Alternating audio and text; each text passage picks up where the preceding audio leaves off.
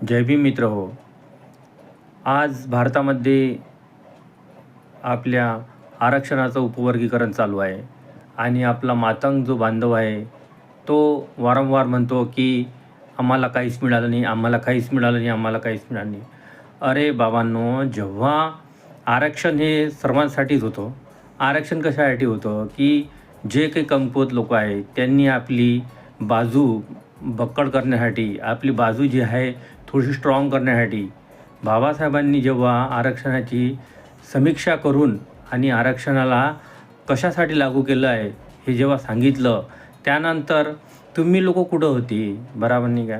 आरक्षण घ्यायच्या वेळेस आरक्षण तुम्हासाठी सारखंच होतं, आमच्यासाठी सारखंच होतं. जे काही महार होती ती बाबासाहेबांनी जेव्हा बौद्ध धर्माची दीक्षा घेतली 1956मध्ये, त्यानंतर जी महारांनी म्हणजे आजच्या बौद्धांनी जी प्रगती केली ती बाबासाहेबाच्या सांगण्यानुसार, आणि तुम्ही फक्त वाट पाहत बसले.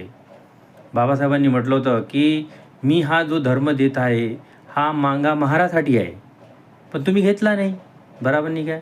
तुम्ही आजही बौद्ध धर्म स्वीकारा आणि आहे ते 13% तुम्ही वापरा ना, आम्हाला काय. पण हे जे तुम्ही करून राहिले यामुळं महाराष्ट्राची शान नाही, तर ह्या जो महाराष्ट्रामध्ये राहणारा महार समाज आहे याची पण शान आज खाली मान झुकत आहे, शान याची खाली जात आहे. अरे तुम्ही लहानपणापासून जेव्हापासून भारत स्वतंत्र झाला त्या अगोदरपासून आपण संघचे आहो, सोबतचे राहणारे आहो.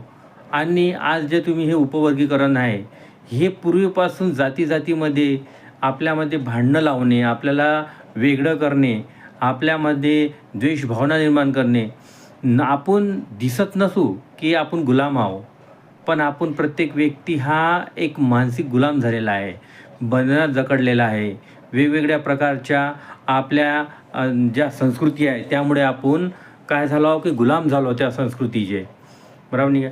ह्या संस्कृती तुम्ही सोडून द्या ना. आजही ज्या काही तुमचा काही धर्म नाही आहे कोणता, बरोबर नाही काय, महारांचा जो धर्म होता नव्हता जो काही असो, पण बाबासाहेबांनी जो आपल्याला बौद्ध धर्म दिला आहे तुम्ही पण तो बौद्ध धर्म स्वीकारा.